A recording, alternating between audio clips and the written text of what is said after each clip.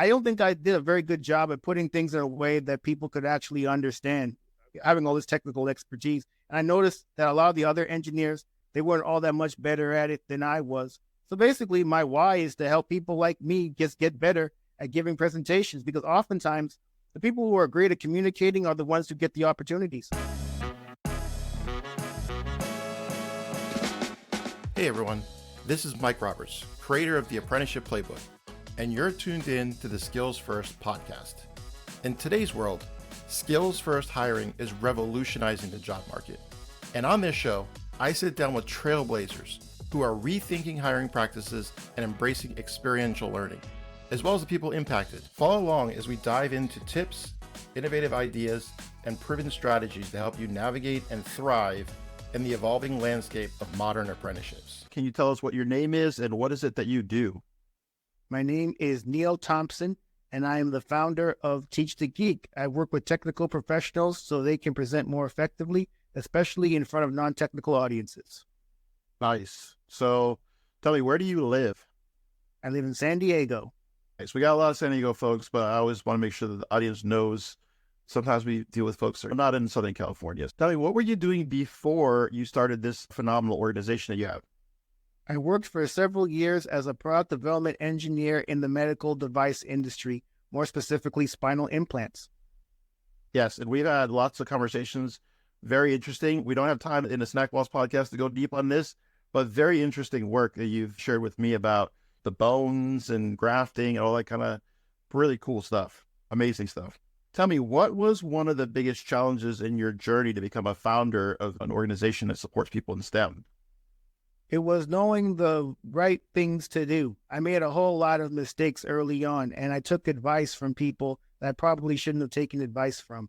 I developed an online course, and I called it Teach the Geek to Speak. And it was geared towards people like myself, people in the STEM fields.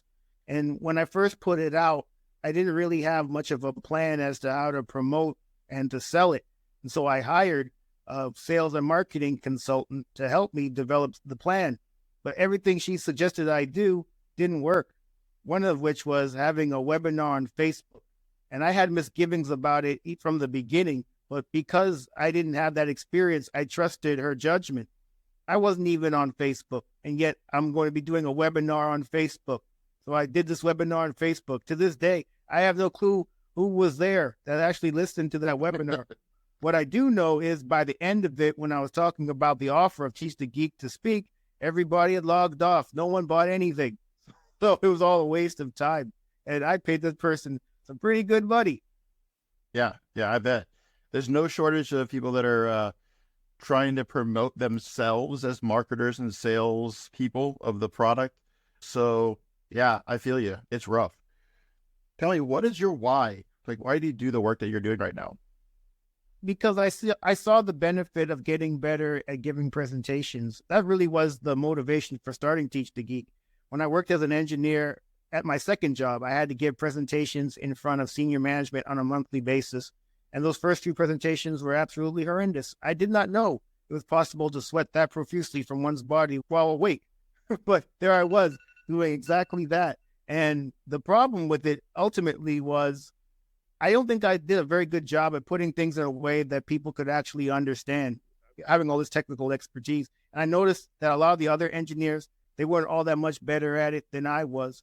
So basically, my why is to help people like me just get better at giving presentations, because oftentimes the people who are great at communicating are the ones who get the opportunities.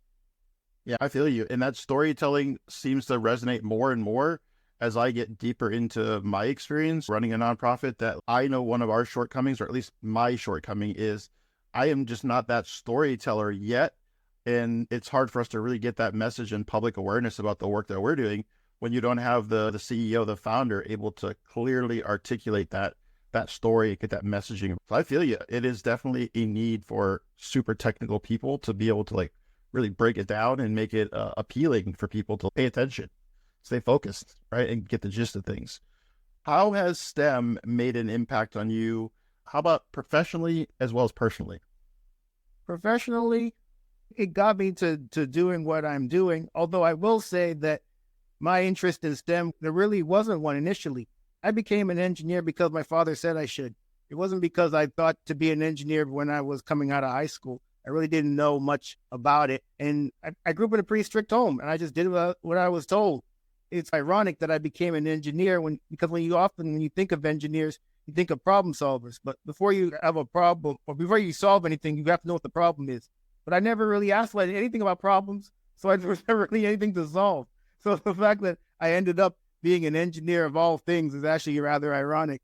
But I don't regret it, though. It worked out really well, Yeah. and I've enjoyed my time working in medical devices. So it's definitely not something that I regret.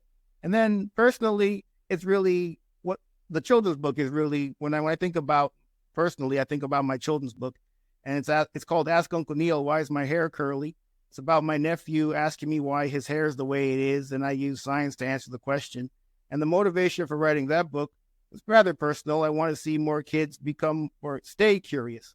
Because I think kids initially are just inherently are curious, but sometimes you might be like me, a kid who had parents who just said, do as I say.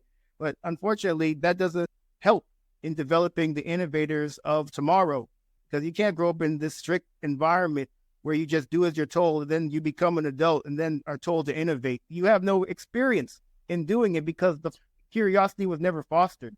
So that's the main reason I wrote the book. It's for children up to ages 8 years old. And then also I want those kids to know that there are no careers that are off limits to them, especially Black children, since that's what I am. I was a Black child at one time, and now I'm a Black man. But but I want them to know that as they get older, there may very well be naysayers who tell them what they can and can't do. But I want them to have the confidence from a young age to know that even though there are those naysayers, they can ignore them and go for what they want. Yeah, absolutely.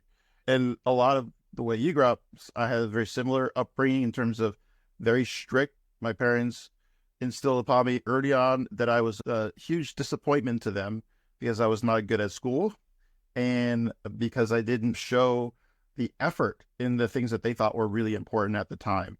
And it took me a little while to heal all those wounds and get to the point where today I can think like you do a little bit more clearly about how do we pay it forward to the next generation, make sure they feel inspired to do, careers that make them feel like they're adding value and they belong, and a sense of science can be an interesting field and can be one that they can be in awe and inspired by and stay in that mentality of like constant innovation and ideas and trying things and experimenting, and like that could be a successful thing, and it shouldn't be just like shoved away and pushed down because we all grew up and tend to take less risks as we get older. I'm curious, you're a curious person, what's the last new thing that you learned? Last new thing that I learned. Let's see. Oh, I learned that to keep bots, or to at least if you're on LinkedIn and you want to be alerted as to whether it's a bot that is contacting you through a message, you put something before your name. So now I have a dot before my name. So if I ever get a message that says .Neil, I know it's from a bot. Yeah, I've seen a few people use that strategy. And I think smarter bots are going to learn to look for a letter and try and trim that thing off. But I think it's going to work for a little while. I think the less sophisticated bots will be distracted by that. Who's someone that you would love, that you either look up to or you'd like to give a shout out to? Living or dead? Let's do living. I think that's more interesting. I want to give a shout out to Luis Martinez, the founder of We the Plug. And Christiana Russell, the COO of We the Plug. I really like what they're doing here in the San Diego area of really pushing the importance of Black entrepreneurs to embrace entrepreneurship, and they're providing them with the resources to do. I attended one of their events maybe a month or so ago. Couldn't have been that long ago. And it was a wonderful event. They had a fireside chat that I thought was rather interesting. And it was a great place to network with other people and just be around other like-minded people who see the benefit of embracing this innovation economy and becoming entrepreneurs. So kudos to them. Yeah. Shout out to Christiana and Luis. I know them very well as well, and would again agree that they are some amazing humans. And yeah, We the Plug doing amazing stuff. All right. Last and most important question. What's your favorite snack? My favorite snack are donuts. And it's a problem because I like them a lot. but they don't like me as much. So I try to stay away from them. But every now and then I'll hit up a Dunkin' Donuts and get a maple bar and then a toasted coconut donut. Nice. And man, you mentioned Dunkin'. There's not a lot of Dunkin' here. Are you originally from San Diego or are you from somewhere else? I'm from somewhere else. When I learned about Dunkin' when I lived on the East Coast in Austin, and there pretty much every other block there's a Dunkin'. I remember when I first started working, I didn't have a car. I actually had to save up for one. I used to walk to work every day, and it was a couple of miles each way. And I passed at least 4 Dunkins on the way to and from work. Yeah. So for those in Southern California, we're just starting to get that. I grew up in the Boston area too when I was a kid. I think it's more prevalent than Starbucks is out here. Sometimes in San Diego, there's a Starbucks, and across the street there's a Starbucks, but it's even more prevalent in on the East Coast. Dunkin's everywhere. So I'm glad we have them here in San Diego now, because the coffee is like liquid crack.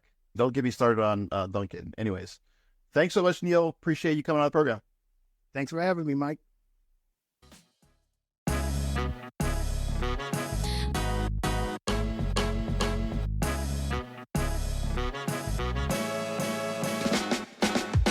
You've been listening to Skills First, the Apprenticeship Playbook podcast. By the way, if this is valuable to you, don't be lame. Share the game. This is how we know you love it.